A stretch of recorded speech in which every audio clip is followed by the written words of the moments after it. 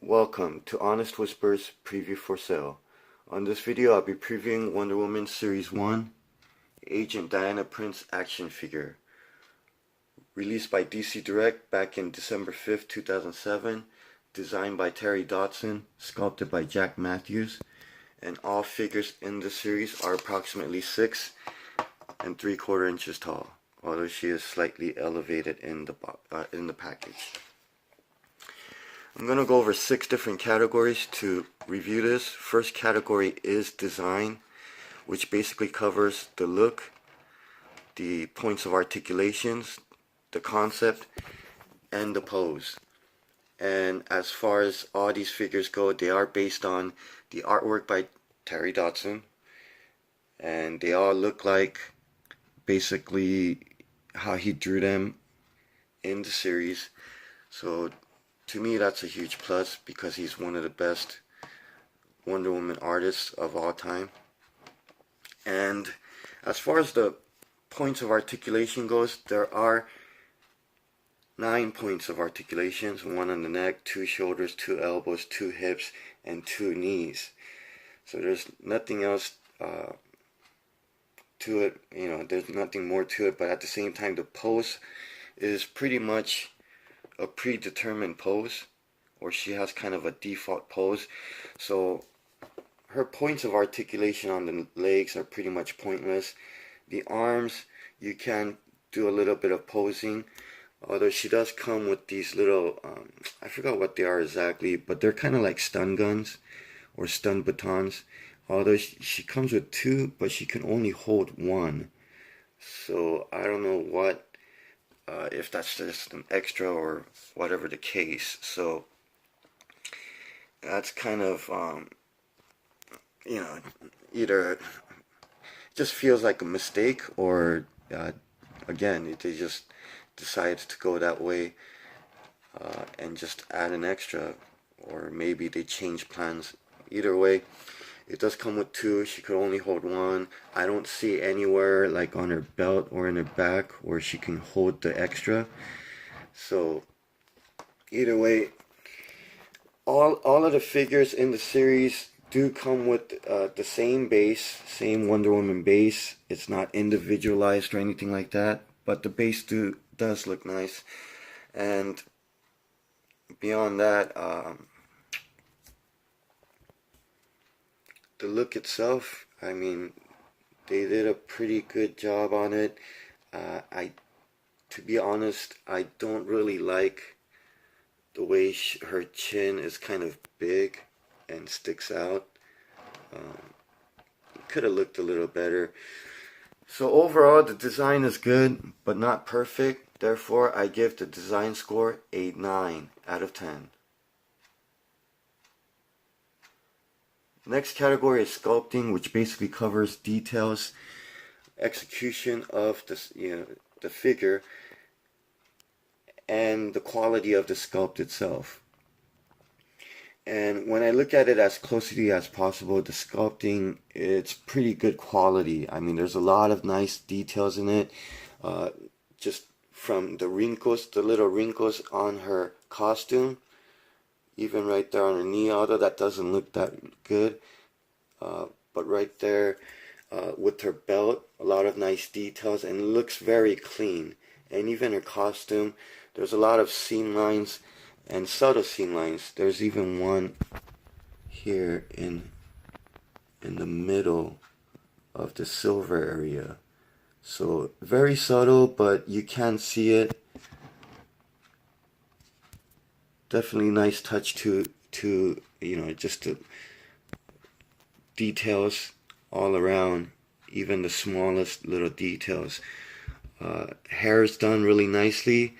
They even added sunglasses to her, which is separately molded, so that's a nice touch too. So really don't see much flaws on this, if any. Somewhere like maybe the hand right there on her fist, there's like a dimple that looks a little bit weird.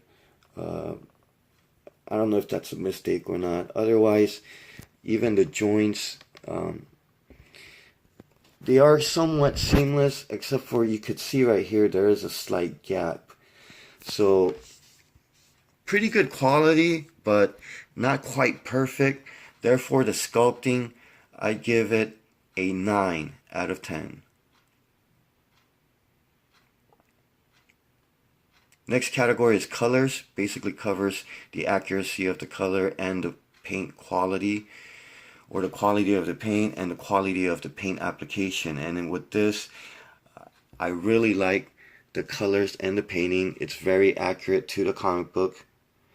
And the best part about it is that her silver part is glossy, and her blue part of her costume has a matte finish, and even her belt and skin. So I really like how they mix that up. Really adds quality to it, and it does bring out I guess more of a realism to it. And even her lips, it's a nice glossy red lips, so you could see some light reflecting off it. So very nice touch, whether you're looking at it from afar or very up close. As far as the paint application goes, there really isn't too much mistakes on this, especially since her eyes are covered, so you can't tell if she has cross-eyed, googly eyes, or offset eyes. But there are some bleeding on the borders. You could see here, like on her shoulder, and some lines aren't that straight. You could see here on her thigh as well. There is some bleeding right there if you look. But again, see, this is something you have to look really closely at. Not so much on this side, especially when I checked. So everything else looks pretty clean, nice straight lines. Even on these little, on the belt, there's like little buttons. So silver paint on the buttons, very nicely done. So paint almost perfect, just little bleeding here and there, and I'm sure not all figures are the same. So for this one, I give the color score another near perfect 9 out of 10. Next category is packaging. Packaging basically covers the design of the packaging and the look. This one is just your it's a nice blister card packaging, or some call it bubble card packaging.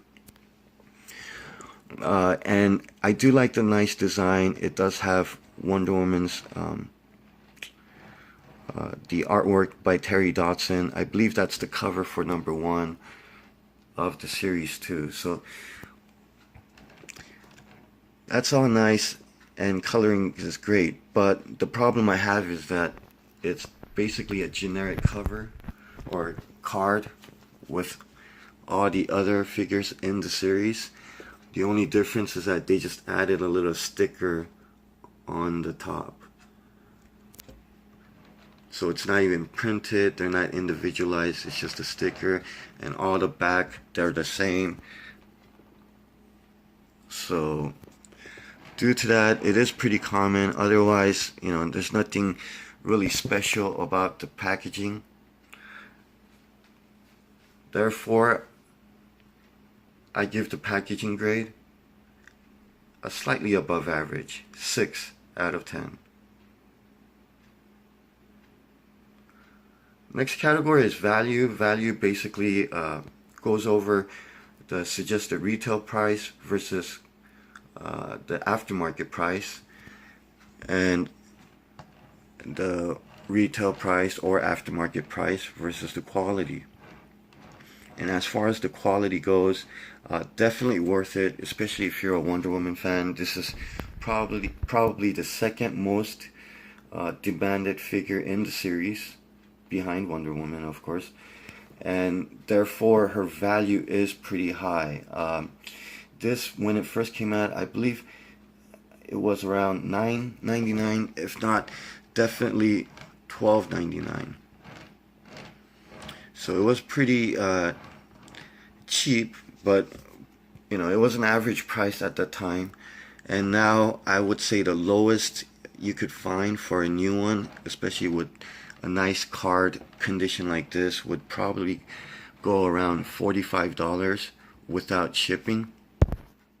So if you added shipping, might cost you close to about $55. So definitely pretty good value on this.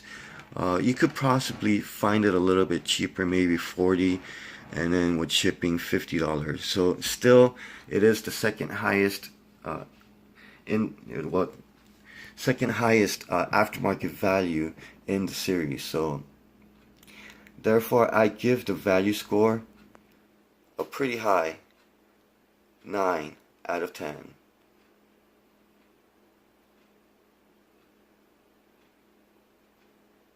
Finally, last category is overall. Basically accumulates the 5 prior categories: design, sculpting, colors, packaging, and value. And this one, I really like her Agent Diana suit. It's probably one of the best looking Agent Diana figure, if there is any. It really isn't, other than something like Meagle, where you'd have just a costume for it.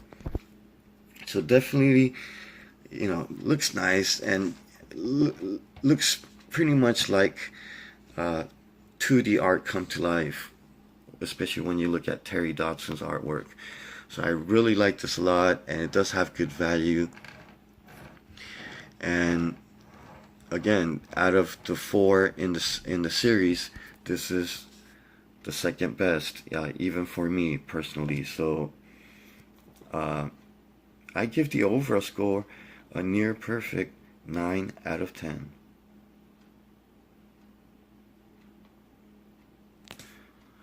So to recap: design, 9 out of 10. Sculpting, 9 out of 10. Colors, 9 out of 10. Packaging, 6 out of 10. Value, 9 out of 10. And overall, 9 out of 10. Thank you for watching. Until next time, continue reading the King James Version Bible and eat your vitamin C daily.